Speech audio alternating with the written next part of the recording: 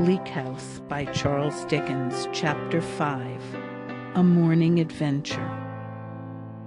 Although the morning was raw, and although the fog still seemed heavy, I say seemed, for the windows were so encrusted with dirt that they would have made midsummer sunshine dim, I was sufficiently forewarned of the discomfort within doors at that early hour, and sufficiently curious about London, to think it a good idea on the part of Miss Jellyby when she proposed that we should go out for a walk.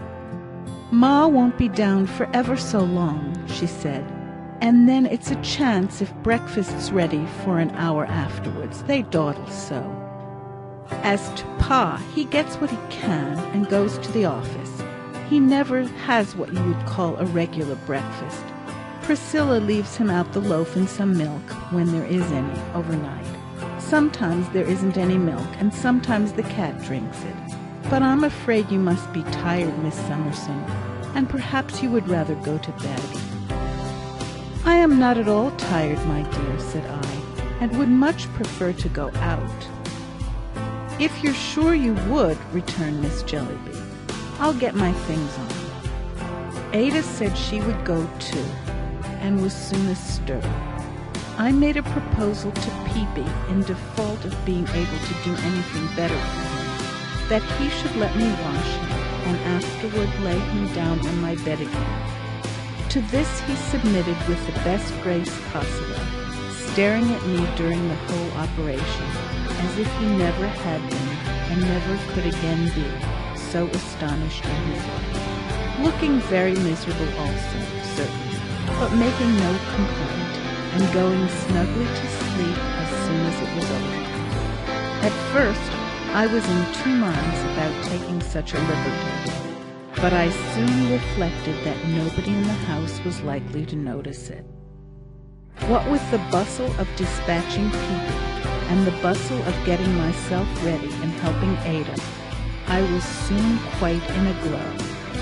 We found Miss Jellyby trying to warm herself at the fire in the writing room, which Priscilla was then lighting with a smutty parlour candlestick, throwing the candle in to make it burn better.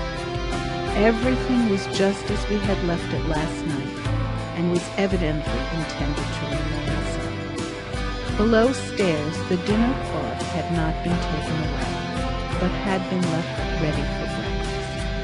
Crumbs, dust, and waste paper were all over the house. Some pewter pots and a milk can hung on the area railings. The door stood open, and we met the cook round the corner coming out of a public house, wiping her mouth. She mentioned, as she passed us, that she had been to see what o'clock it was. But before we met the cook, we met Richard, who was dancing up and down Tavy's Inn to warm his feet.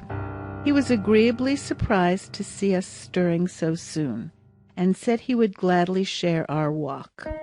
So he took care of Ada, and Miss Jellyby and I went first. I may mention that Miss Jellyby had relapsed into her sulky manner, and that I really should not have thought she liked me much, unless she had told me so. "Where would you wish to go?" she asked. "Anywhere, my dear," I replied. "Anywhere's nowhere," said Miss Jellyby, stopping perversely. "Let us go somewhere at any rate," said I. "You needn't laugh, Miss Summerson. You wouldn't like it yourself. You call yourself very good-tempered." "Really, I don't, my dear," said I. "You do. You know you do, Miss Summerson. Don't say you don't. You do. I beg your pardon. I mean you are," she said with quick and yet grudging concession. "Don't be angry with me, dear. I am so provoked." She then walked me on very fast. "I don't care," she said. "Now you are my witness, Miss Summerson. I say I don't care. But if he was to come to our house with his great shiny, lumpy forehead night after night, till he was old as Methuselah, I wouldn't have anything to say to him. Such asses as he and Ma make of themselves." "My dear," I remonstrated, in allusion to the epithet and the vigorous emphasis Miss Jellyby set upon it, "your duty as a child." "Oh, don't talk of duty as a child, Miss Summerson. Where's Ma's duty as a parent? All made over to the public in Africa, I suppose. Then let the public in Africa show duty as a child. It's much more their affair than mine. You are shocked, I dare say. Very well, so am I shocked too. We are both shocked, and there's an end of it." She walked me on faster yet. "But for all that, I say again, he may come and come and come, and I won't have anything to say to him. I can't bear him. If there's any stuff in the world that I hate and detest, it's the stuff he and Ma talk. I wonder the very paving stones opposite our house can have the patience to stay there and be a witness to such inconsistencies and contradictions as all that sounding nonsense, and Ma's management." I could not but understand her to refer to Mr. Quayle, the young gentleman who had appeared after dinner yesterday. I was saved the disagreeable necessity of pursuing the subject by Richard and Ada coming up at a round pace, laughing and asking us if we meant to run a race. Thus interrupted, Miss Jellyby became silent and walked moodily on at my side, while I admired the long succession and varieties of street, the quantity of people already going to and fro, the number of vehicles passing and repassing, the busy preparations in the setting forth of shop windows and the sweeping out of shops, and the extraordinary creatures in rags, secretly groping among the swept-out rubbish for pins and other refuse. "So, cousin," said the cheerful voice of Richard to Ada behind me, "we are never to get out of Chancery. We have come by another way to our place of meeting yesterday. And by the Great Seal, here's the old lady again." Truly, she was immediately in front of us, curtsying and smiling, and saying, with her yesterday's air of patronage, "The Wards and Jarndyce! Very happy, I am sure." "You are out early, ma'am," said I, as she curtsied to me. "Yes, I usually walk here early, before the court sits. It's retired. I collect my thoughts here for the business of the day," said the old lady mincingly. "The business of the day requires a great deal of thought. Chancery justice is so very difficult to follow." "Who's this, Miss Summerson?" whispered Miss Jellyby, drawing my arm tighter through her own. The little old lady's hearing was remarkably quick. She answered for herself directly. "A suitor, my child, at your service. I have the honor to attend court regularly. With my document. Have I the pleasure of addressing another of the youthful parties in Jarndyce?" said the old lady, recovering herself with her head on one side, and from a very low curtsy. Richard, anxious to atone for the thoughtlessness of yesterday, good-naturedly explained that Miss Jellyby was not connected with the suit. "Ha!" said the old lady. "She does not expect a judgment? She will still grow old, but not so old. Oh dear, no. This is the garden of Lincoln's Inn. I call it my garden. It is quite a bower in the summer-time. When the birds sing melodiously, I pass the greater part of the long vacation here. In contemplation. You find the long vacation exceedingly long, don't you?" We said yes, as she seemed to expect us to say so. "When the leaves are falling from the trees and there are no more flowers in bloom to make up into nosegays for the Lord Chancellor's court," said the old lady, "the vacation is fulfilled and the sixth seal, mentioned in the Revelations, again prevailed. Pray come and see my lodging. It will be a good omen for me. Youth and hope and beauty are very seldom there. It is a long, long time since I had a visit from either." She had taken my hand, and leading me and Miss Jellyby away, beckoned Richard and Ada to come too. I did not know how to excuse myself, and looked to Richard for aid. As he was half amused and half curious, and all in doubt how to get rid of the old lady without offence, she continued to lead us away, and he and Ada continued to follow, our strange conductress informing us all the time, with much smiling condescension, that she lived close by. It was quite true, as it soon appeared. She lived so close by that we had not time to have done humouring her for a few minutes before she was at home. Slipping us out at a little side gate, the old lady stopped most unexpectedly in the narrow back street, part of some courts and lanes immediately outside the wall of the inn, and said, "This is my lodging. Pray walk up." She had stopped at a shop over which was written, "Crook, Rag and Bottle Warehouse." Also, in long thin letters, "Crook, Dealer in Marine Stores." In one part of the window was a picture of a red paper mill, at which a cart was unloading a quantity of sacks of old rags. In another was the inscription, "Bones Bought." In another, "Kitchen Stuff Bought." In another, "Old Iron Bought." In another, "Waste Paper Bought." In another, "Ladies' and Gentlemen's Wardrobes Bought." Everything seemed to be bought and nothing to be sold there. In all parts of the window were quantities of dirty bottles, blacking bottles, medicine bottles, ginger beer and soda water bottles, pickle bottles, wine bottles, ink bottles. I am reminded, by mentioning the latter, that the shop had, in several particulars, the air of being in a legal neighborhood, and of being, as it were, a dirty hanger-on and disowned relation of the law. There were a great many ink bottles. There was a little tottering bench of shabby old volumes outside the door, labelled law books, all at 9d.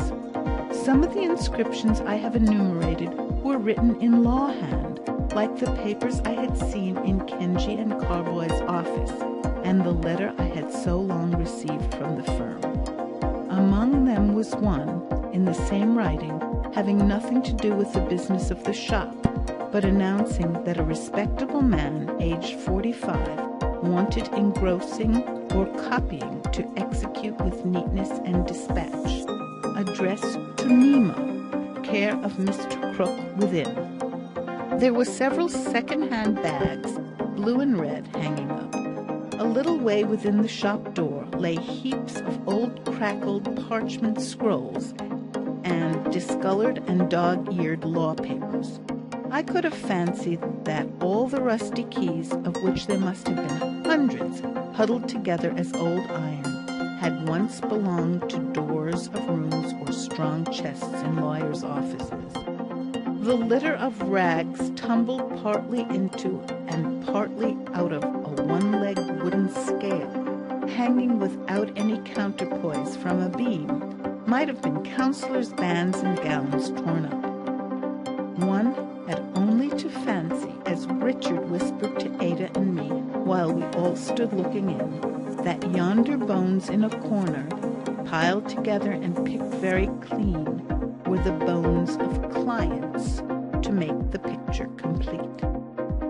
As it was still foggy and dark, and as the shop was blinded besides by the wall of Lincoln's Inn, intercepting the light within a couple of yards, we should not have seen so much but for a lighted lantern that an old man in spectacles and a hairy cap was carrying about in the shop. Turning toward the door, he now caught sight of us. He was short, cadaverous, and withered, with his head sunk sideways between his shoulders, and the breath issuing invisible smoke from his mouth, as if he were on fire within. His throat, chin, and eyebrows were so frosted with white hairs, and so gnarled with veins and puckered skin, that he looked from his breast upward like some old root in a fall of snow. "Hi, hi," said the old man, coming to the door. Have you anything to sell?" We naturally drew back and glanced at our conductress, who had been trying to open the house door with a key she had taken from her pocket, and to whom Richard now said that, as we had had the pleasure of seeing where she lived, we would leave her, being pressed for time. But she was not to be so easily left. She became so fantastically and pressingly earnest in her entreaties that we would walk up and see her apartment for an instant, and was so bent in her harmless way on leading me in as part of the good omen she desired, that I, whatever the others might do, saw nothing for it but to comply. I suppose we were all more or less curious, at any rate, when the old man added his persuasions to hers and said, Aye, please her, it won't take a minute. Come in. Come in through the shop, if the other door's out of order. And we all went in, stimulated by Richard's laughing encouragement and relying on his protection. "My landlord, Crook," said the old lady, condescending to him from her lofty station as she presented him to us. "He is called among the neighbours the Lord Chancellor. His shop is called the Court of Chancery. He is a very eccentric person. He is very odd. Oh, I assure you, he is very odd." She shook her head a great many times and tapped her forehead with her finger to express to us that we must have the goodness to excuse him. "For he is a little, said the old lady with great stateliness. The old man overheard and laughed. "'Tis true enough," he said, going before us with the lantern, "that they call me the Lord Chancellor, and call my shop Chancery. And why do you think they call me the Lord Chancellor and my shop Chancery?" "I don't know, I am sure," said Richard, rather carelessly. "You see," said the old man, stopping and turning round. Hi, here's lovely hair. I have got 3 sacks of ladies' hair below, but none so beautiful and fine as this. What colour and what texture!" "That'll do, my good friend," said Richard, strongly disapproving of his having drawn one of Ada's tresses through his yellow hand. "You can admire as the rest of us do, without taking that liberty." The old man darted at him a sudden look, which even called my attention from Ada, who, startled and blushing, was so remarkably beautiful that she seemed to fix the wandering attention of the little old lady herself. But as Ada interposed and laughingly said she could only feel proud of such genuine admiration, Mr. Crook shrunk into his former self as suddenly as he had leaped out of it. "You see, I have so many things here," he resumed, holding up the lantern, "of so many kinds, and all as the neighbours think, but they know nothing, wasting away and going to rack and ruin, and that's why they have given me and my place a christening. And I have so many old parchmentses and papers in my stock, and I have a liking for rust and must and cobwebs, and all's fish that comes to my net, and I can't bear to part with anything I once lay hold of, or so my neighbours think, but what do they know? Or to alter anything, or to have any sweeping, nor scouring, nor cleaning, nor repairing going on about me. That's the way I got the ill name of Chancery. I don't mind. I go to see my noble and learned brother pretty well every day when he sits in the inn. He don't notice me, but I notice him.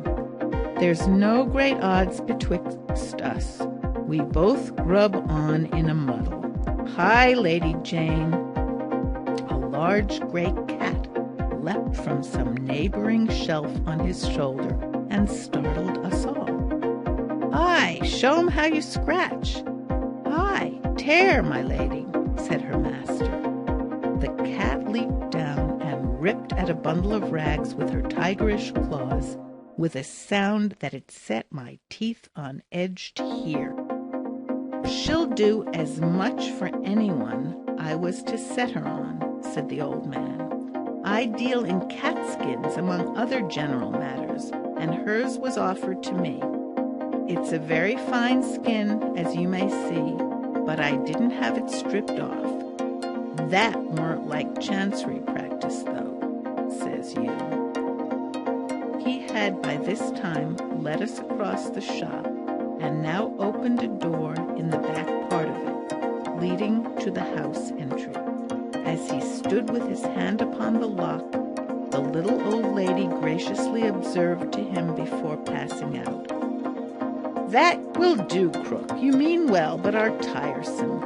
My young friends are pressed for time. I have none to spare myself, having to attend court very soon. My young friends are the wards in Jarndyce." "Jarndyce," said the old man with a start. "Jarndyce and Jarndyce, the great suit, Crook," returned his lodger. "Hi!" exclaimed the old man in a tone of thoughtful amazement, and with a wider stare than before. "Think of it!" He seemed so rapt all in a moment, and looked so curiously at us, that Richard said, "Why, you appear to trouble yourself a good deal about the causes before your noble and learned brother, the other chancellor." "Yes," said the old man abstractedly. "Sure, your name now will be Richard Carstone." "Carstone," he repeated, slowly checking off that name upon his forefinger, and each of the others he went on to mention upon a separate finger. "Yes, there was the name of Barbary, and the name of Clare, and the name of Dedlock, too, I think." "He knows as much of the cause as the real salaried chancellor," said Richard, quite astonished to Ada and me. "Aye," said the old man, coming slowly out of his abstraction. "Yes, Tom Jarndyce, you'll excuse me, being related, but he was never known about court by any other name, and was as well known there as she is now," nodding slightly at his lodger. "Tom Jarndyce was often in here. He got into a restless habit of strolling about when the cause was on or expected, talking to the little shopkeepers and telling them to keep out of chancery whatever they did. 'For,' says he, 'it's being ground to bits in a slow mill. It's being roasted at a slow fire. It's being stung to death by single bees. It's being drowned by drops. It's going mad by grains.' He was as near making away with himself, just where the young lady stands, as near could be." We listened with horror. "He come in at the door," said the old man, slowly pointing an imaginary track along the shop, "on the day he did it. The whole neighborhood had said for months before that he would do it, of a certainty, sooner or later. He come in at the door that day, and walked along there, and sat himself on a bench that stood there, and asked me, you'll judge I was a mortal sight younger then, to fetch him a pint of wine.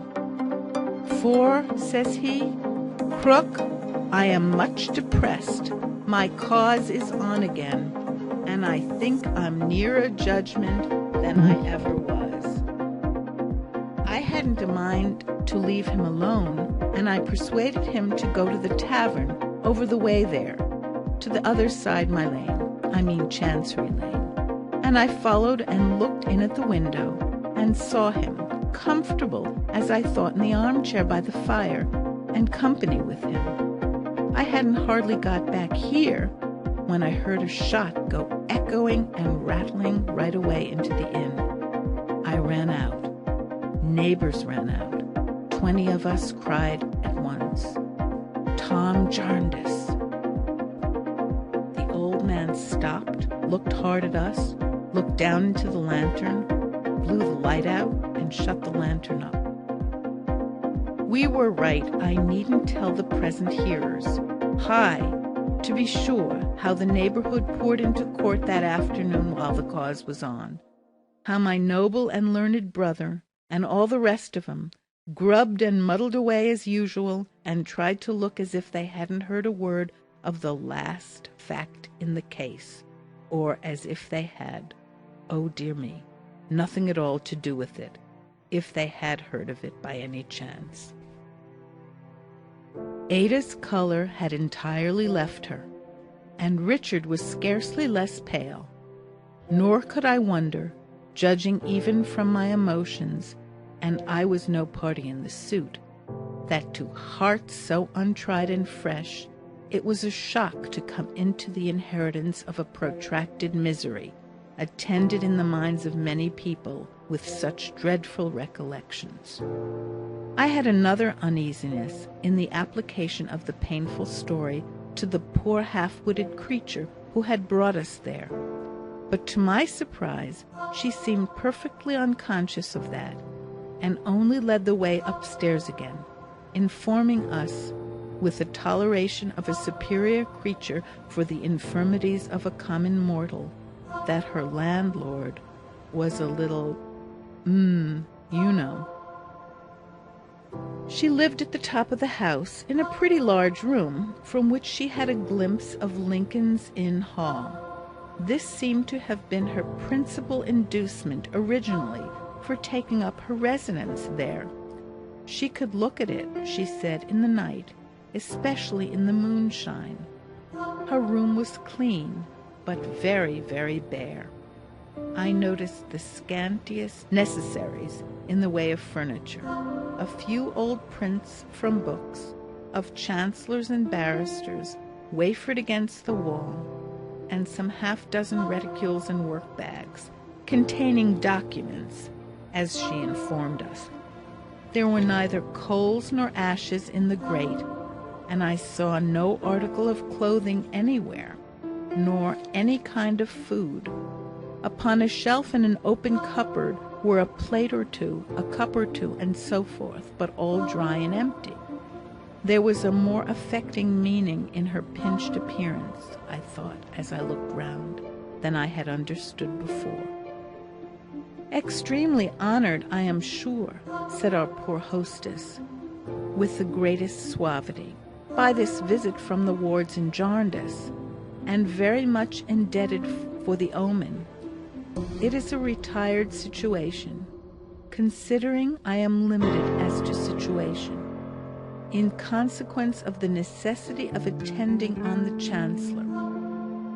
I have lived here many years. I pass my days in court, my evenings and my night here. I find the nights long, for I sleep but little and think much. That is, of course, unavoidable, being in Chancery. I am sorry I cannot offer chocolate. I expect a judgment shortly, and shall then place my establishment on a superior footing. At present, I don't mind confessing to the wards in Jarndyce, in strict confidence, that I sometimes find it difficult to keep up a genteel appearance. I have felt the cold here. I have felt something sharper than cold. It matters very little. Pray excuse the introduction of such mean topics." She partly drew aside the curtain of the long, low garret window, and called our attention to a number of bird cages hanging there, some containing several birds. There were larks, linnets, and goldfinches. I should think at least 20.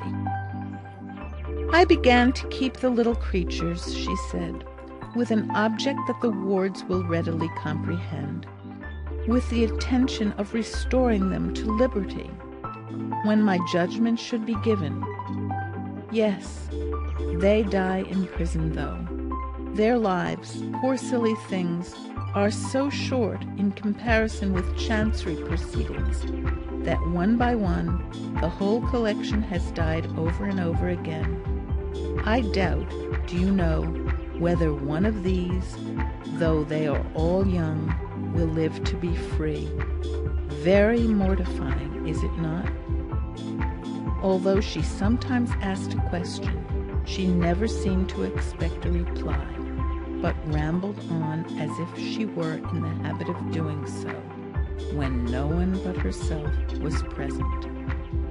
"Indeed," she pursued, "I positively doubt sometimes, I do assure you, whether, while matters are still unsettled, and the sixth or great seal still prevails, I may not one day be found lying stark and senseless here, as I have found so many birds." Richard, answering what he saw in Ada's compassionate eyes, took the opportunity of laying some money, softly and unobserved, on the chimney-piece. We all draw nearer to the cages, feigning to examine the birds.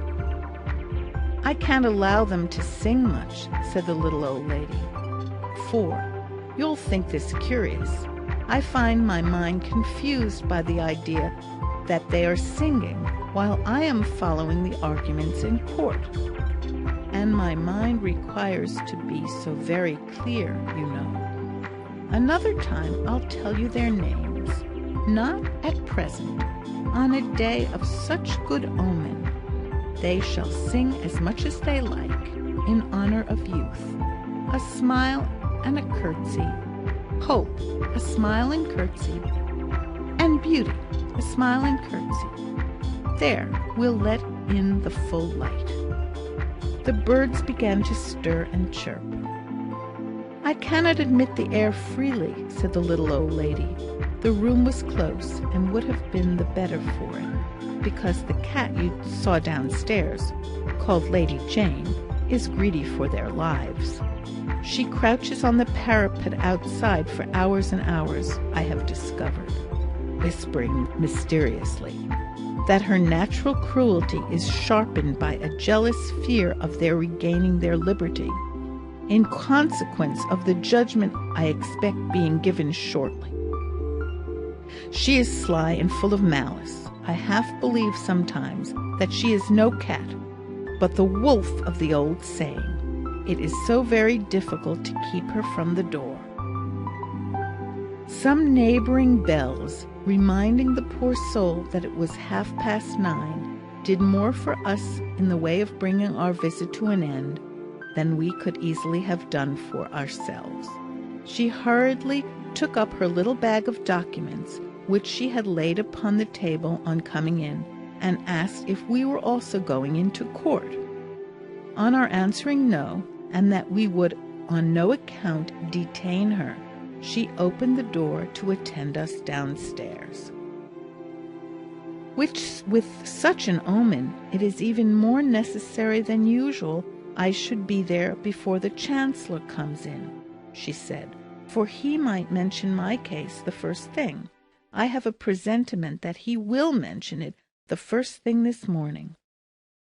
She stopped to tell us in a whisper, as we were going down, that the whole house was filled with strange lumber which her landlord had bought piecemeal and had no wish to sell, in consequence of being a little This was on the first floor, but she had made a previous stoppage on the second floor, and had silently pointed at a dark door there. The only other lodger, she now whispered in explanation, a law writer.